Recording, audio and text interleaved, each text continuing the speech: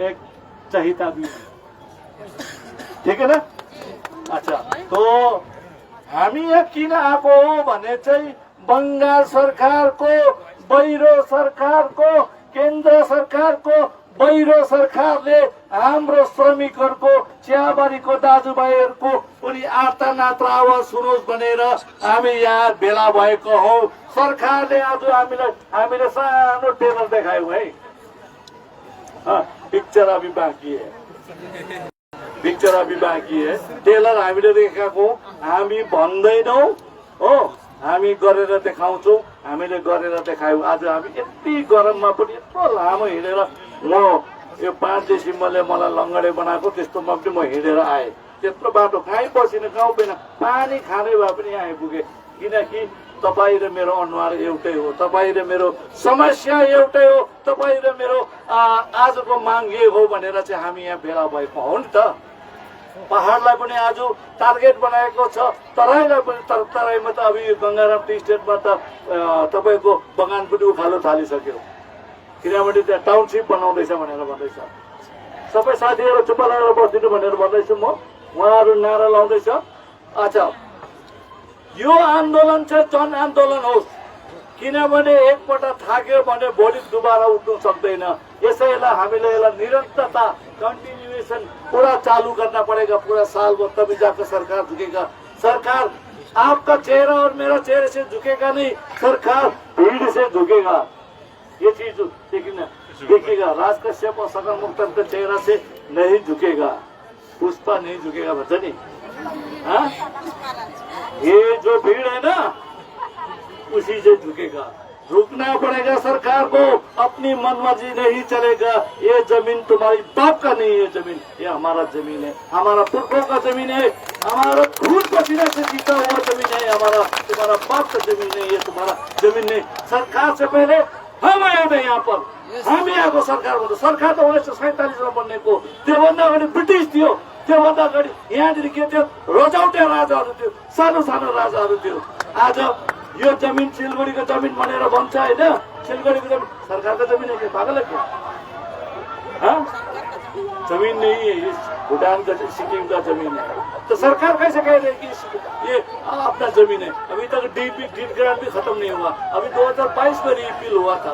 आपको ये कानूनी कार्रवाई आपको जानना पड़ेगा। यसको तपाईँहरूले बुझ्नुपर्छ, यो जमीन आदिवासी र गोर्खाको हो, आदिवासी र गोर्खाको पुर्खाहरूले बनाएको जमीन हो। हामीले जंगल फाड्यौँ कि पहरा फाड्यौँ कि ढुङ्गा फुटायौँ कि हामीले यो माटो चाहिँ मलिलो गरेर चाहिँ हामीले यो जमिनमा चियापत्ती रोपेर चाहिँ आज हामी 3 पुस्ता 4 पुस्ता भएर आएको हो नि त। यो जमिन जहाँ हाम्रो बचपन, जहाँ हाम्रो बाजे बराजुको च्यान छ, पुर्खानहरू छ, कपुरहरू छ, जहाँ हाम्रो धर्मका पिताहरू, धर्मका पाद्रीहरू, जहाँ हाम्रो पुजारीहरू आज गाडेको छ, त्यो जमिन तिमी कसरी सत्य ल्याउन सक्छौ? कदापि हुन दिँदैनौँ हामी, त्यो कदापि लानु दिँदैनौँ हामीले। दूसरा सिंगूर होने मत देना, पहले बोल रहा हूँ मैं, बार बार दार्जिलिंग में भी बोला था, यहाँ भी बोला था, नंदीग्राम होने मत देना। अगर आदिवासी और गोरखा को चलाए तो उल्टी खोपड़ी का आदमी है तो दिक्कत हो जाएगा। ऐसे हम लोग ज्यादा पढ़े लिखे नहीं है, ठीक है ना। उल्टा खोपड़ी के आदमी है, फिर उल्टा खोपड़ी घूम गया तो पुष्प भी नहीं बचाएगा। ये चीज ध्यान देना।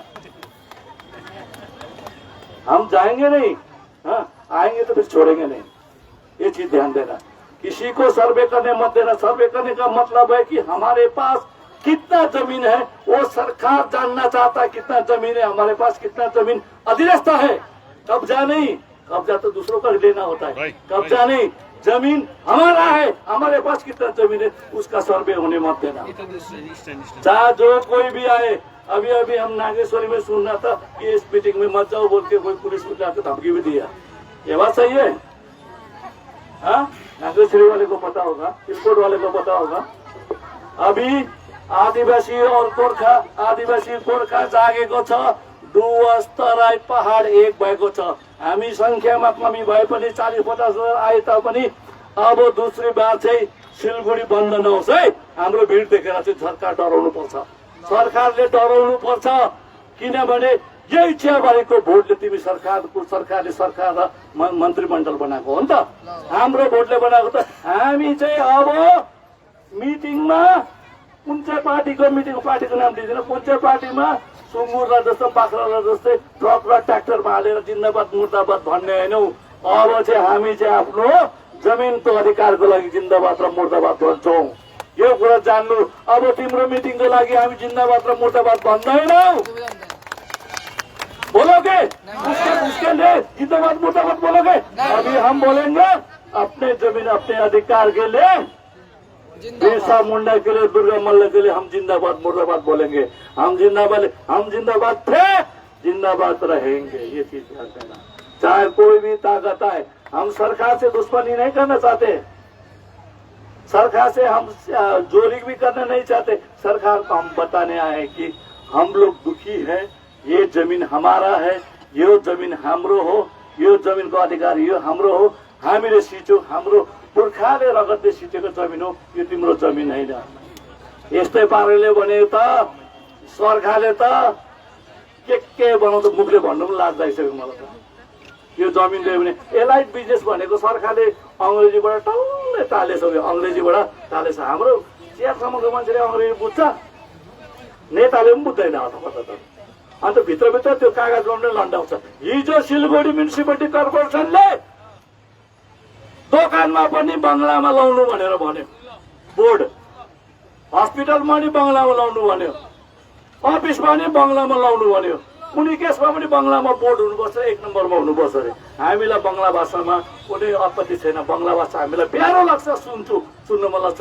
तिम्रो बङ्गला भाषासँगै हाम्रो देवनागरी लिपि पनि हुनुपर्छ, आदिवासी र गोर्खाले बुझेको हुनुपर्छ।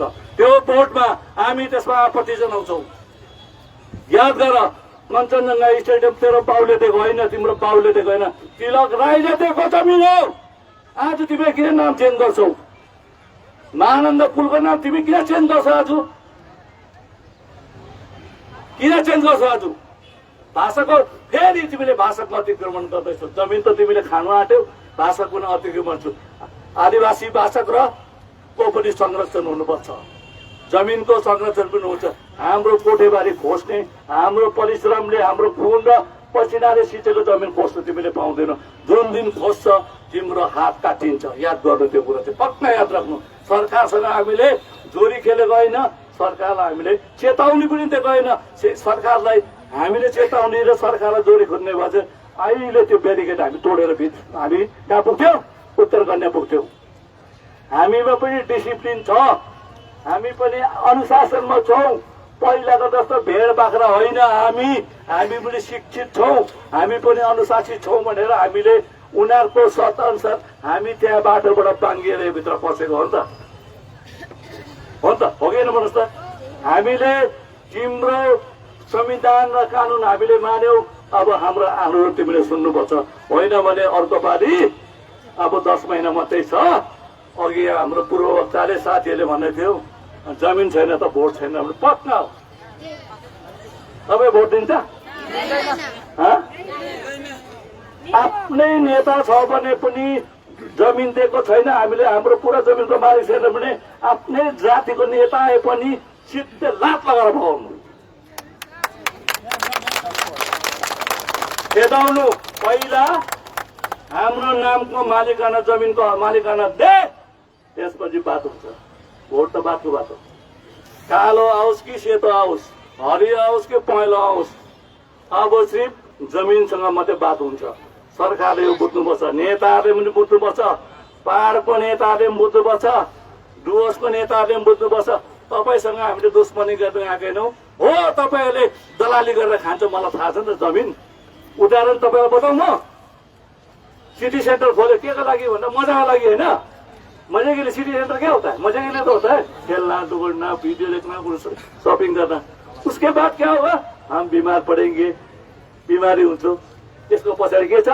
न्यूटी हॉस्पिटल, वहाँ भी भर्ती हो, वहाँ भी पैसा ठूसो। हाँ, उसके बाद क्या किया उन्होंने? वो लगा दिया, बार लगा, दीवार खड़ा कर दिया। दीवार खड़ा करके क्या किया? 6,000 का जमीन, चांदमुनी का 6,000 का जमीन का 50 लाख रुपए इकट्ठा कर दिया। यही तो है जमीन का खेल, क्योंकि सिलगुड़ी से जुड़ा हुआ है, मेट्रोपोलिटन सिटी के साथ जुड़ा हुआ है।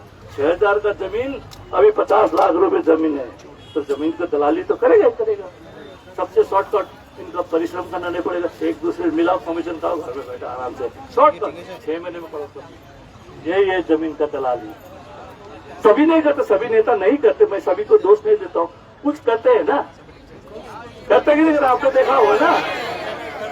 हाँ अभी अभी अभी ये डंकन का जमीन 6 करोड़ रुपए बेचा ना गंगाराम का। हाँ देखो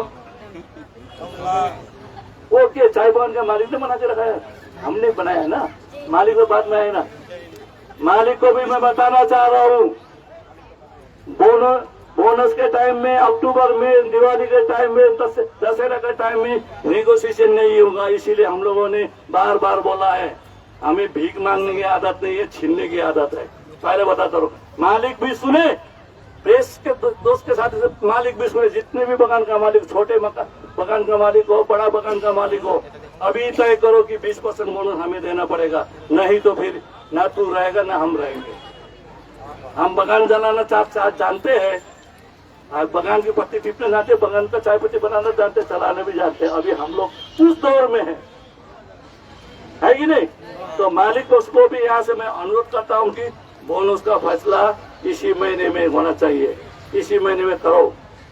और मिनिमम वेजेस हमारा जो राशि है, जो हमारा हाजिरा है, उसका भी इसी वक्त करो, इस अभी फैसला करो। सरकार क्या कर रहा है, वो केंद्र बोल रहा है कि राज्य के हाथ में, राज्य बोल रहा है केंद्र के हाथ में, तो किसके हाथ में? हमारे हाथ में तो है ही नहीं।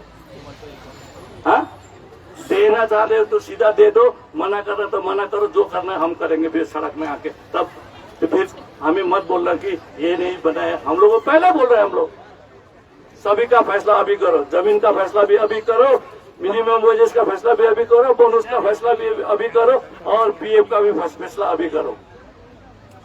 मैं सभी जितने भी तराई, डुवर्स और पहाड़ से जितने भी मेरे भाइ बहन बन्धु लोग आए हैं, मेरो साथीहरू, दाजुभाइ, दिदीबहिनी, आमाहरू, प्रेसको साथीहरू आउनु भएको छ, उहाँहरूलाई विशेष धन्यवाद। यत्रो गर्मीमा तपाईँहरू बस्नुभएको छ। अर्को पालि अहिले 30-40 हजार होला, अर्को पालि दूसरी बार 1 लाख लेके सड़क जाम करेंगे। आप लोग मंजूर है? पक्का? जमीन नहीं तो ये चीज है। धन्यवाद, शुक्रिया। हम थोड़ी देर बैठेंगे, आराम करेंगे। सभी लोग हमारे गण्यमान्य नेता लोग गए हैं, उनका आने दीजिए, क्या बोलता है। वहां भी मिलने दिया कि नहीं दे पता नहीं, ठीक है ना। हाँ तो आप सभी लोग जितना प्रचार कर सकते हो प्रचार करो, हर घर में जान पहुंचना चाहिए ये जमीन का आंदोलन, ठीक है ना। सरकार भी क्या हुआ, जमीन के मामलों में बना था, पहाड़ में भी 3 बार जमीन के मामले में आंदोलन हुआ, कितने लोग मरे थे। सिंगूर में भी कितने लोग मरे थे। 1951 साल में मार्केट होप टी गार्डन में 11 लोग मरे थे। ये चीज ध्यान में देना, हम मरेंगे नहीं मगर छोड़ेंगे भी नहीं, ये चीज। धन्यवाद। जोहार, जय गोरखा।